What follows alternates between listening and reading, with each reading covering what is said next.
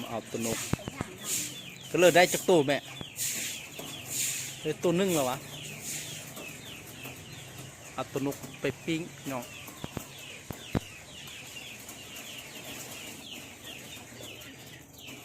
ได้ตัวเดียว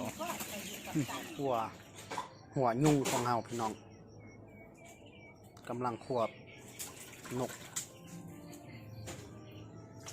เบิ่งสีหน้าจักโตก 2 โตมื้อนี้เชฟเมนูหยัง ปิ้งแล้วก็ไปก้อย เอาปิ้งแล้วก็ปิ้งเด้อพี่น้องนกน้องแก่แซ่บๆเด้อมื้อนี้เด้อพดๆล่ะพี่น้องปลาเท่า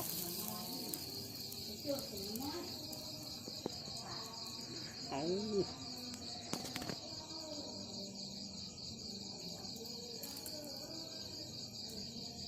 ฟดๆนะพี่น้อง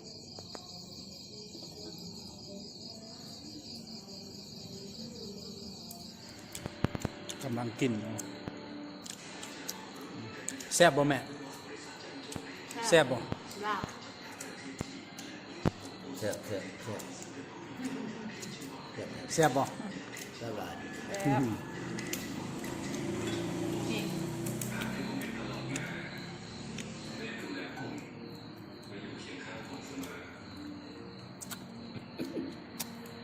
กำลังกินพี่น้อง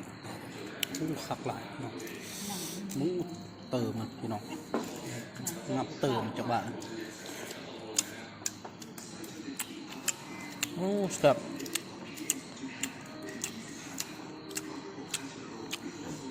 เยอะนี่ว่าเป็นกินมันจะแปลกแบบนักหนู มาลองลาบดูจากบ้าน เยอะน่าใส่เสีย